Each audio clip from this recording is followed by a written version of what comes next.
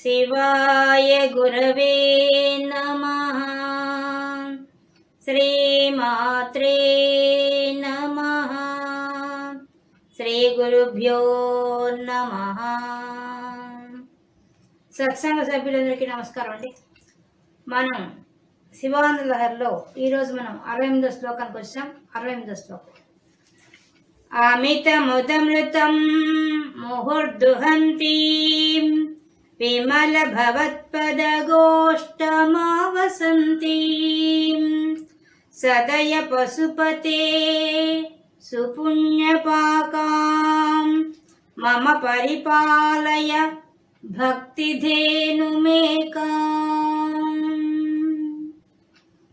భగవత్పాద గారు ఈ శ్లోకంలో ముందు శ్లోకంలో భక్తి భావన ఉండాలని చెప్పారు. ఇప్పుడు భక్తి గురించి చెప్తున్నారు. ఆ భక్తిని కూడా ఒక పాడి ఆవును చేసి మాట్లాడుతున్నారు. ఆ శివుడితో చెప్తున్నారు ఏమని, నా దగ్గర ఒక మంచి ఆవు ఉంది.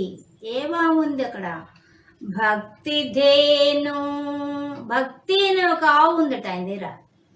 ఆ ఆవు ఉంటే ఎలా ఉంటుంది? ఆ ఆవులో ఉండే గొప్పతనం ఏంటి? మామూలుగా ఆవులంతా ఏం చేస్తాయి? దండిగా పాలు ఇస్తాయి. పాల వల్ల మనకు బలం వస్తుంది తాగితే, అది కదా. కానీ ఈ భక్తి అనే ఒక ఆవుని ఎవరికి ఇస్తున్నాడు? శివుడికి ఇస్తున్నాడు. శివుడికి చెప్తున్నాడు, స్వామి నా దగ్గర భక్తి అనే ఒక ఆవు ఉంది, ఈ ఆవుని నీకే ఇస్తున్నానయ్యా, తీసుకో అని చెప్పి చెప్తున్నాడు. అమితముదమృతం, అది ఎటువంటిది? ఆ భక్తి అనే ఒక ఆవు ఎటువంటిది అంటే అది అమితముదమృతం, మంచి అమృతాన్ని ఇస్తుంది. అది కూడా ముహుర్దుహంతి, దాన్ని పితుకుతూ ఉంటే ఇస్తూనే ఉంటుంది. అది ఏమిస్తుంది? అమృతం ఇస్తుంది. ఏం అమృతం అది? ముదం. ముదం అంటే ఆనందం. ఆనందము అనే అమృతాన్ని కురిపిస్తుంది ఆ యొక్క భక్తి అనే ఒక ఆవు. కాబట్టి నా దగ్గరుండే ఆవు ఎంత గొప్పదయ్యా అంటే మళ్ళీ మళ్ళీ ఆనందాన్ని కలిగిస్తుంది. అమిత ఆనందం. అమితముదమృతం అంటే అమిత ఆనందం, మామూలు ఆనందం కాదట, చాలా గొప్ప ఆనందం ఇస్తుంట. ముహుర్దుహంతి, మళ్ళీ మళ్ళీ పితుకుతుంటే ఆనందం ఎక్కువైపోతుందట. అంటే భక్తి కలిగితే ఎట్లా ఉంటుంది మనకు? కానీ భక్తి భావన కలగాలే. అందుకనే ముందు భావం ఏమని అడిగాడు. ఇప్పుడు భక్తి భావన వస్తే ఏమొస్తుంది? భక్తి వస్తుంది. భక్తి వల్ల ఏమొస్తుంది? మా భగవంతుని మనసు మడుతుంది. కాబట్టి నా దగ్గర భక్తి అనే ఒక ఆవు ఉంది.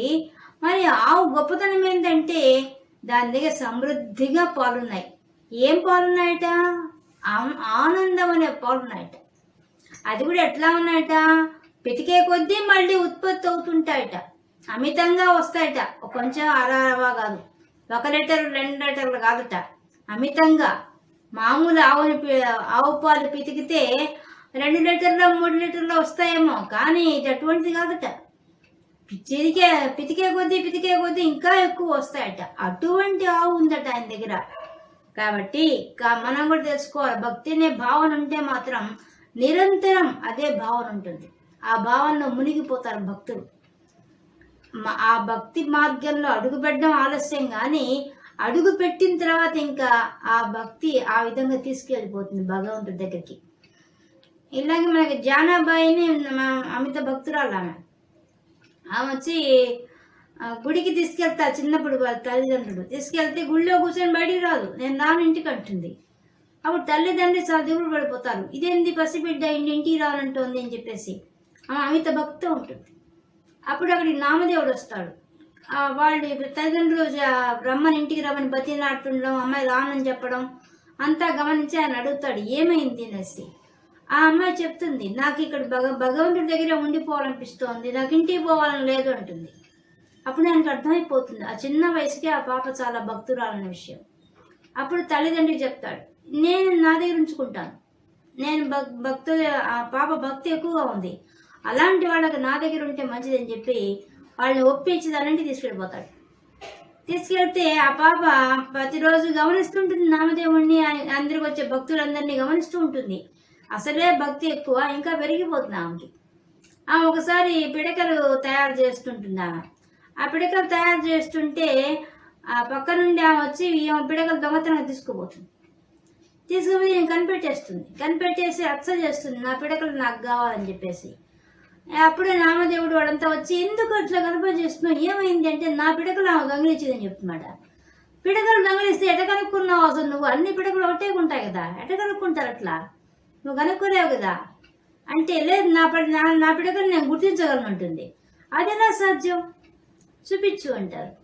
అప్పుడు ఆమె పోయేసేసి పక్కింటి ఆమె పిడకలు తెరిపేసి విఠల విఠల విఠల అని అరుస్తుంది. అనగానే అక్కడుండే ఆమె దొంగిలించిన పిడకలన్నీ కూడా విఠల విఠల విఠల అనే సౌండ్ చేస్తాయి. అంతే ఆశ్చర్యపోతారు వాళ్ళు, ఏమి భక్తి రా నాయన, పిడకలు చేసేటప్పుడు కూడా ఆ భక్తి ఆ పిడకలకు కూడా వచ్చేసింది. అప్పుడు అవి తీసుకొని ఆమె తిడతారు, అదట తీసుకున్న అమ్మ దొంగతనం చేస్తారా ఎవరన్నా అని పక్కన ఆమె తిట్టి. కాబట్టి ఆ విధంగా ఆ భక్తి భావం అలా ఉంటుంది. భక్తులు ఎంతమంది చూస్తుంటాం, వాళ్ళ యొక్క భక్తి భావంలో ఎంత గొప్పగా ఉంటారో. అలాగే ఒకసారి ఒక రామభక్తుడు ఉంటాడు, ఆయన నేతగాడు, చీరలు నేసేవాడు అనమాట. ఆయన వచ్చి ఉదయం లేచి చీరల వ్యాపారం చేస్తాడు. కానీ అమిత భక్తి, రామభక్తి ఉంది, పైన దాని తగినట్టుగా ఆయన ధర్మం ఉంది, న్యాయబద్ధంగా చేస్తుంటాడు వ్యాపారం. ఏమి ఎక్కువ ఆశ్రయించకుండా ధర్మంగా ఎంత కమ్మాలో అంతకే అమ్ముతుంటాడు. ఆ వస్త్ర వ్యాపారం అలా చేస్తుంటాడు. దానివల్ల వాళ్ళ ఊర్లో అంతా ఆయనకి పేరు వచ్చేస్తుంది, ఎంత మంచివాడు ఇతనని చెప్పి పేరు వచ్చేస్తుంది. అతడికి అయితే రాముడు భక్తుడు. ఆయన ప్రతి మాటకు ముందు రామేచ్ఛ రామేచ్ఛ, ఏ పని చేసినా రామేచ్ఛ. ఆ మాట రాకుండా ఆయన ఏ పని చేయడం అన్నమాట, అంత గొప్పవాడు. ఆయన అమ్ముతున్నా, గుడ్డలు అమ్ముతున్నా అందరి దగ్గర రామేచ్ఛ ప్రకారంగా అమ్ముతున్నాను, రామేచ్ఛ ప్రకారంగా ఇస్తున్నాను, రామేచ్ఛ ప్రకారంగా డబ్బులు నాకు వచ్చాయి అని గల్లా పెట్టే డబ్బులు వేసుకుంటాడు. అలాంటి వాడు అనమాట, చాలా గొప్ప భక్తి. అలా ఉంటే ఒకసారి ఏమవుతుందంటే, రాత్రిపూట ఆయన ఇంట్లో భోజనం చేసేసి వచ్చి వరండాలో కూర్చో ఉంటాడు. కొంతసేపు చల్లగారి కూర్చో ఉంటే ఆ సమయంలో ఇద్దరు దొంగలు చూస్తారు. వాళ్ళ దగ్గర చాలా డబ్బు దొంగతనం చేసుకొని వస్తారు బస్తాల్లో. కానీ ఆ బస్తా బరువుగా ఉండి మొదలైపోతారు. ఈయన బాగా దిట్టంగా ఉంటాడు మనిషి. అందువల్ల ఇందరికి వచ్చేసి, అయ్యా ఈ బస్తా మోస్తావా, మాకు రా మొయ్యి అంటారు. రామేచ్ఛ ప్రకారం మోస్తాను అని చెప్పేసి వచ్చి ఆ బస్తా నెత్తిన పెట్టుకొని మోస్తాడు. వాళ్ళు మా వెంట రా అని చెప్పి తీసుకోపోయేసేసి ఒక జమీందారు ఇంటికి పోయేసేసి దొంగతనం చేయకపోతారు వాళ్ళు. ఇతన్ని వాకిట్లో ఉండమని చెప్పి వాళ్ళు వెనకుండా పోయేసి ఆ ఇంటికి కన్నం వేసి డబ్బులంతా దోచుకొని ఆయన వస్తారు. వచ్చి మళ్ళీ ఆ మూట కూడా తెచ్చి నెత్తిన పెడతారు. పెట్టిన తర్వాత నడు ఇంకా అంటారు, నడుస్తుంటారు. ఎక్కడికి తీసుకెళ్తున్నారో తెలియదు, ఏమీ అడగడు.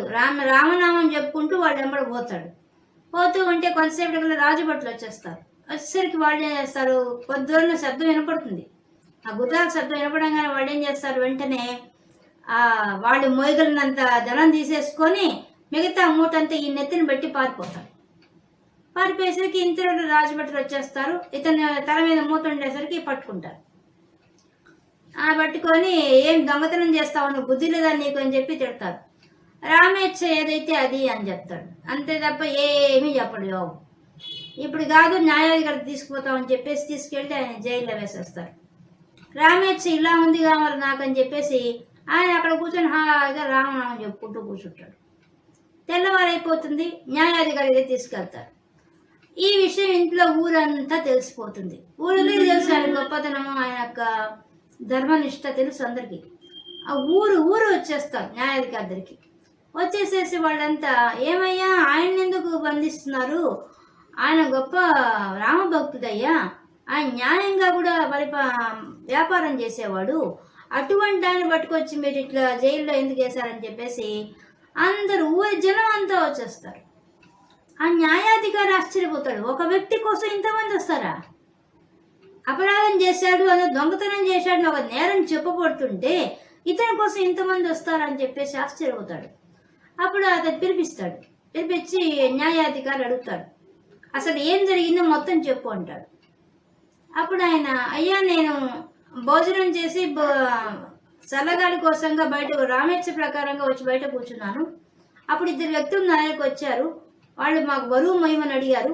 రామేచ్ఛ ప్రకారంగా వాళ్ళకి ఆ బరువు బస్తా మోసాను. ఒకరింటికి తీసుకెళ్లారు. ఆ ఇంట్లో మంచి మళ్ళీ మూటలు తెచ్చారు. తెచ్చి రామేచ్ఛ ప్రకారంగా నా నెత్తిన పెట్టారు. మా వెంబడి నడవమన్నారు. నేను నడిచాను. రామేచ్ఛ ప్రకారంగా నడుస్తూ ఉన్నాను. ఇంతలో రామేచ్ఛ ప్రకారంగా వాళ్ళు ఏం చేశారంటే నా మూటల్లో ఉండే వాటిని దించి ఒక మూట చేసుకొని పరిగెత్తి పారిపోయారు. ఇంతలో రామేచ్ఛ ప్రకారంగా రాజభటులు వచ్చారు. రామేచ్ఛ ప్రకారంగా రాజభటులు నన్ను రాత్రి ఖైదీ చేశారు. రామేచ్ఛ ప్రకారంగా ఇప్పుడు రమ్మన్నారు, ఇక్కడ మీ దగ్గరికి వచ్చాను. రామేచ్ఛ ప్రకారంగా మీరు అడిగారు, నేను చెప్పాను అని చెప్తారు. ఆ రామేచ్ఛ అనే మాట లేకుండా ఒక్క ముఖ మాట్లాడు. అంటే రాముడి కోరిక ప్రకారం, రాముడి ఇష్ట ప్రకారంగా జరుగుతోంది అంతా అనే భావన.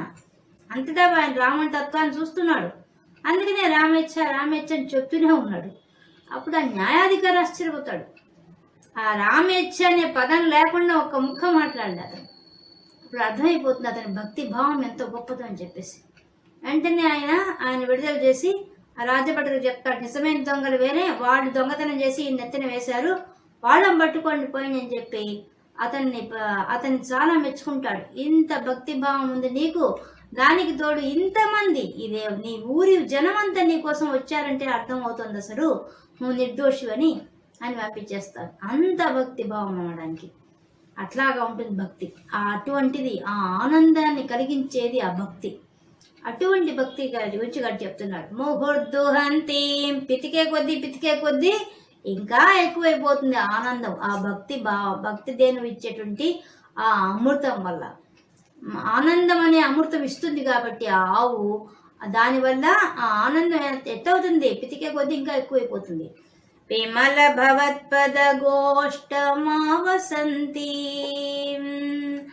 ఓ స్వామి, అందుకని నేనేం చేస్తానంటే నా భక్తి అనే ఒక ఆవుని నీ గోశాలలో పెడతాను. అది భవత్పద, నీ పద్మవల వంటి పాదాలు గోశాలలో పెట్టేస్తాను. గోష్టం అంటే గోశాల. ఆ గోశాలలో పెట్టేసుకొని మా వసంతి నివసింపచి ఎల్లప్పుడూ ఈ భక్తి అనేది ఒక ఆవుని నీ యొక్క గోష్టంలో కట్టేసుకో, అక్కడే ఉంచేసుకో, ఇంకా ఎప్పటికీ అక్కడే ఉంచుకుంటే విమల భవత్పద గోష్టమావసంతి. స్వచ్ఛమైనటువంటి నీ పాద పద్మాలు అనే ఒక ఆ గోశాలలో ఇది పెట్టేసుకో. ఈ ఆవును కూడా కట్టేసుకుంటే సదయా. ఎందుకంటున్నానంటే నీవు దయగలవాడివి, దయగలవాడివి కాబట్టి అది నువ్వే ఉంచుకోగలవు, ఇంకెవరు ఉంచుకోలేరు. ఓ స్వామి, ఓ శివ, నీవైతే ఈ యొక్క ఆవుని చూసుకోగలవు. ఎందుకు? నీకు పెద్ద గోశాల ఉంది, నీ పాదాలు అని ఒక పెద్ద గోశాల ఉంది. ఆ గోశాలలో ఈ భక్తి అని ఒక ఆవును పెట్టేసుకో. నువ్వు అందరూ దయగలవాడిగా ఉంచుకుంటావు, నాకు తెలుసు నీ సంగతి. అంతేనా? పశుపతే, అసలు పశువులకందరికీ అధిపతి నువ్వే కదా. అందువల్ల ఈ ఆవుని పశుపతి కాబట్టి నువ్వే రక్షిస్తావు, అందరు రక్షించలేరు దీన్ని, కాబట్టి నీ దగ్గర ఉంచుకో దీన్ని.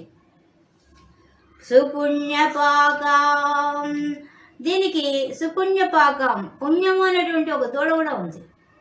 కాబట్టి పూర్వజన్మ పుణ్యం అనే ఒక దూడ ఉంది. పూర్వజన్మ పుణ్యం ఉంటే తప్ప భక్తి భావన కలగదు మనిషికి. పుణ్యం ఉంటేనే గుళ్ళకి పోవాలని, దేవుడిని చూడాలని, దేవుడి యొక్క పూజలు చేయాలని అనిపిస్తుంది మనిషికి.